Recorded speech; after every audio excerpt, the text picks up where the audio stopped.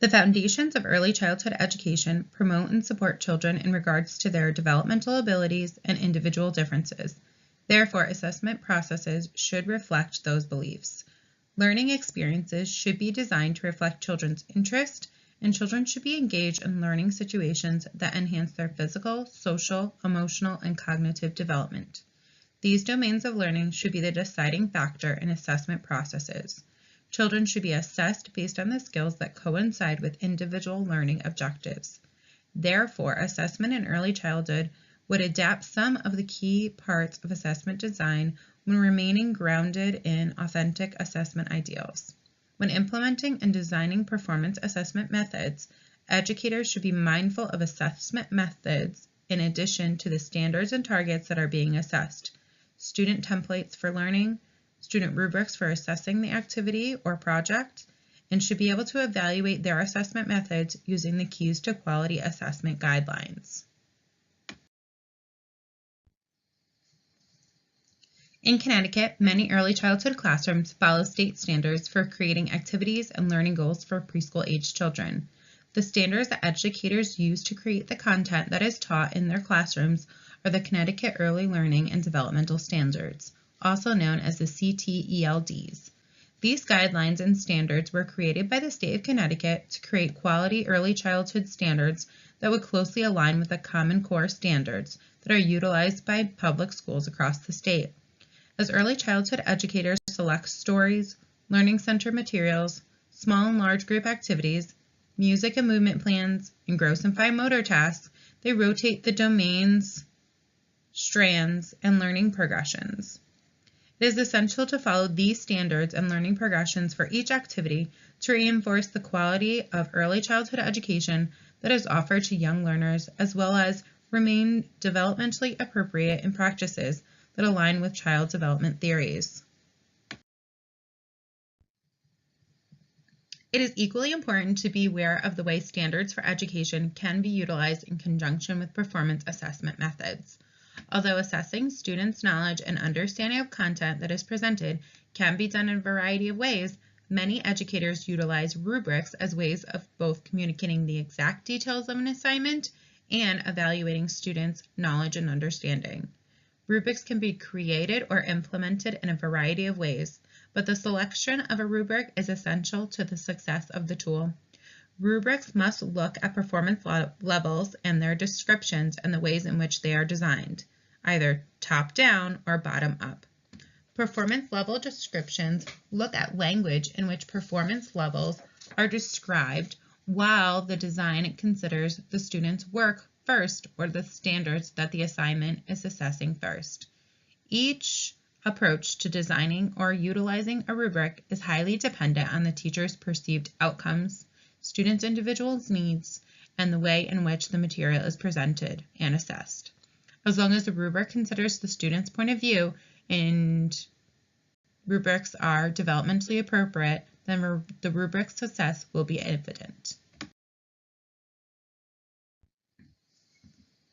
Looking at the implementation of aligning state standards with performance assessment standards, preschool educators must create content that is dynamic with curriculum focuses that create a coalition with children's interest and academic achievements.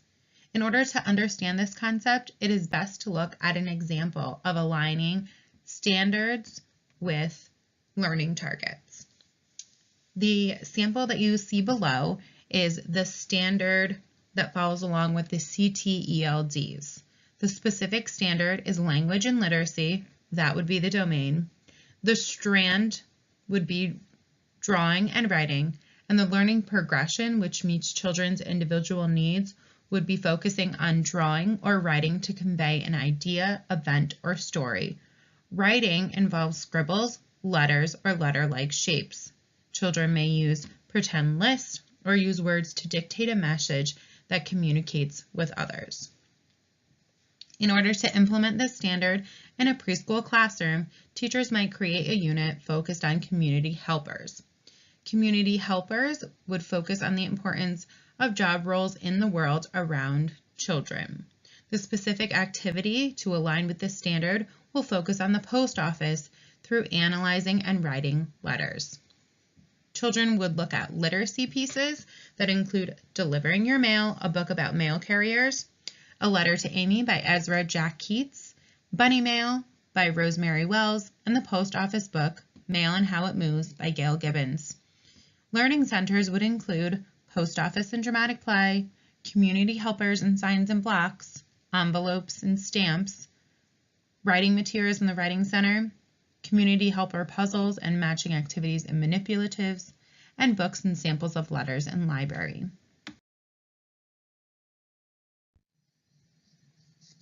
After selecting an appropriate preschool-aged standard and activity to go along with the CTELDs, the next step educators would look at is looking at learning targets and deconstructing the standards.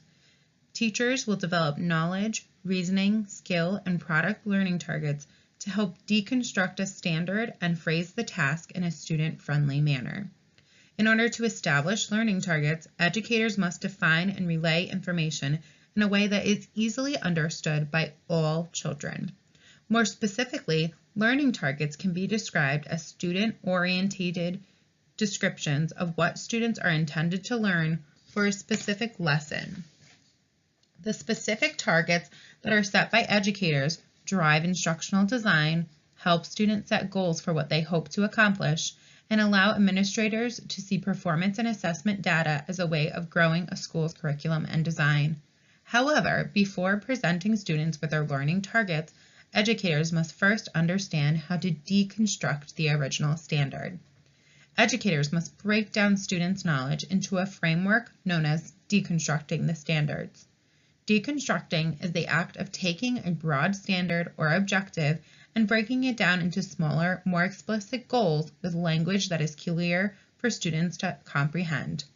Educators can do this by looking at the knowledge, reasoning, skill, and product targets of a standard, highlighting the important verbs and adverbs, and restating them into simplistic phrases that students can reasonably comprehend. By defining each of these areas, educators can take a complexly worded standard and select the key phrases that their students will need to know in order to gain a new skill and complete an assignment. While learning targets are often phrased differently in preschool, the process for deconstructing is the same that primary and secondary educators may use in their classrooms. Let's return to the original standard and the example that was used for the community helper unit. During this unit, teachers would look at the standard language and literacy, writing and drawing or writing to convey an idea, event, or story. Teachers would take this standard and break it down into 4 parts.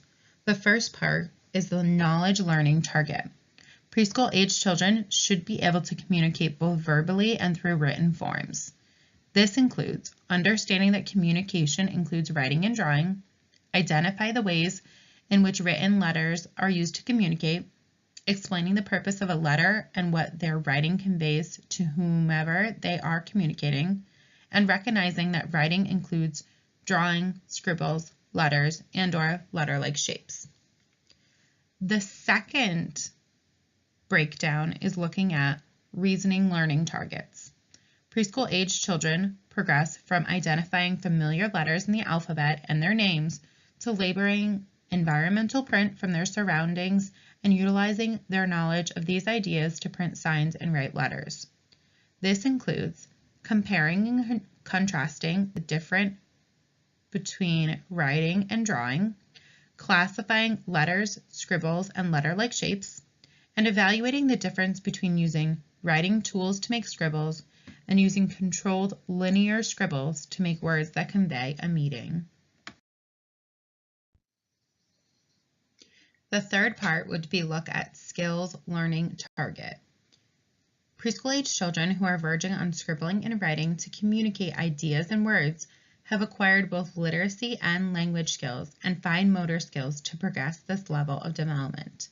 This includes writing scribbles, letter-like shapes, and actual letters, communicating thoughts and ideas on paper, and constructing a complete thought progression to convey meaning. The fourth and final part to look at is the product learning target. As preschool-age children learn to understand that forms of communication include both verbal and nonverbal contexts, they will be able to produce samples of their learning. This includes children will identify whom they are writing a letter to, children will use their writing material to create scribbles, letter-like shapes, and letters, and children will produce a complete letter that conveys their thoughts and ideas. Once these 4 parts have combined together, teachers will be able to deconstruct the original standard to create student-friendly language, also known as learning targets.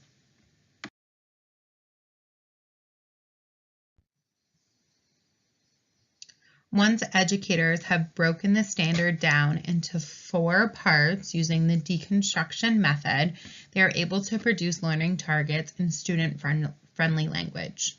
It is important to both deconstruct a standard as well as present a learning experience in a way that will engage learners and create a level of understanding for the task they are completing. The purpose of the learning target then becomes a dual intention. The original standard is present while objectives are presented in a way to achieve the learning of the standard through a daily activity.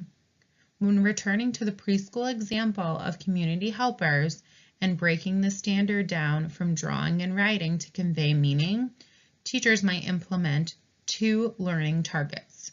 Children will be tasked with the idea that I can draw a letter or write.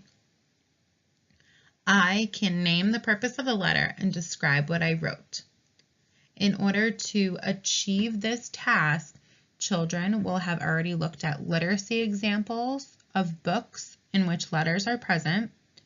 They will have looked at examples of letters and how to write them, and they will have seen different ways in which their educators have written letters and looked at them as well. Therefore, students will be tasked with the following steps. They will observe, analyze, review literacy surrounding the post office and letters. They will observe and review sample letters. Children will create a letter through the use of scribbling, drawing, or writing letters and/or letter-like shapes. Children will describe who their letter is intended for and the purpose of the letter, and then children will read their letter to teachers. As educators present this activity, they will show children the rubric for the assignment, which explains the instructions and how they will be assessed. Teachers will also include children in the assessment part of the rubric. They will ask them how they did and look at each part of the rubric, and children will be able to collaborate with teachers to decide if the learning targets were met. Once rubrics are created and implemented after the activity, children will select their rubric to add to their personal portfolios. Portfolios in preschool are really essential to include the assessment process is complete. Portfolios show progress over time, and the rubrics will show the individual activities that support the evidence of progress over time.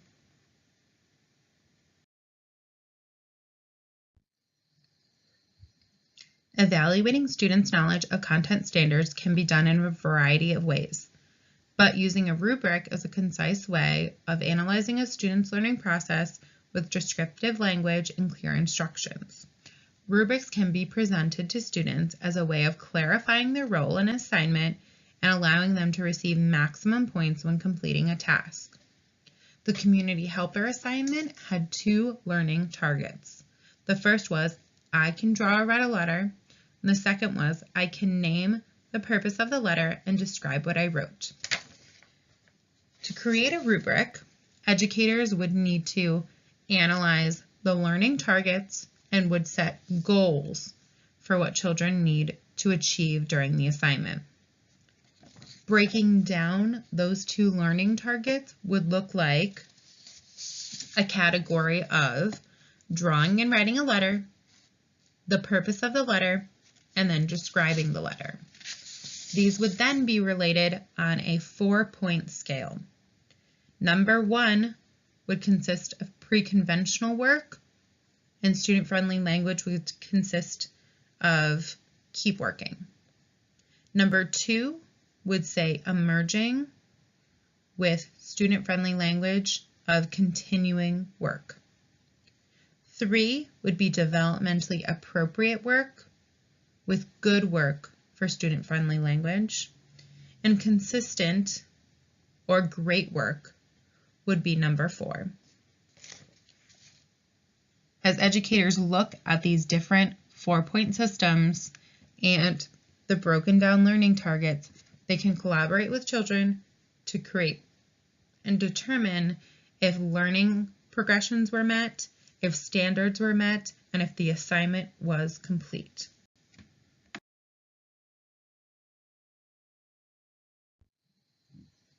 Upon completion of selecting a standard, deconstructing a standard, designing and implementing an activity, and creating and reviewing a rubric, it is important to be able to analyze one's process through the Keys to Quality assessment system. The Keys to Quality assessment is a way of self-checking for educators to see if activities are developmentally appropriate, to see if standards align with learning targets, and to think about what else could have been added or taken away from the assignment to make it more complete. There are 5 key points in the Keys to Quality assessment, and we will review these terms in relation to the activity that was recently completed on the Community Helper Unit with a focus on drawing and learning for the Connecticut ELDs. Key 1 looks at assessment serves a clear and appropriate purpose. During this activity, the rubric was presented to students. It was reviewed with students at the end and collaborated between educators and students. Teachers used exit ticketing strategies to check in for understanding, and it was also aligned with the Connecticut ELDs in appropriate manners for preschool. Key number 2 looks at assessment reflects valued achievement targets. During this activity, the standards were selected and clearly stated. There was descriptive vocabulary for writing down learning targets and conveying them. And then these concise learning targets were deconstructed in a method that looked at product, knowledge, skill, and performance assessments. Key 3 looks at design. The design of this learning activity involved multiple avenues. Learning materials varied from small to large group settings. There were 2 clear learning targets with concise student-friendly language. There were multiple steps for student check-in, and it also looked at the Connecticut ELDs to create the activity, which is an important part of assessment. Key 4 looks at communication. The communication for this activity was conveyed to both students and educators. It also includes a family and administrative piece. Students were able to view rubrics and add them to their portfolio. Portfolios show progress over time, and portfolios can also be shown to families and administrators to monitor learning that is happening in the classroom. And finally, Key 5 looks at student involvement. In this activity, there was lots of participation on students. They were able to look at their rubric, contribute to it, and then add it to a portfolio which shows progress over time. The communication avenues are open and student involvement is high. This activity is based on a student-centered environment where interests for students dictate activities.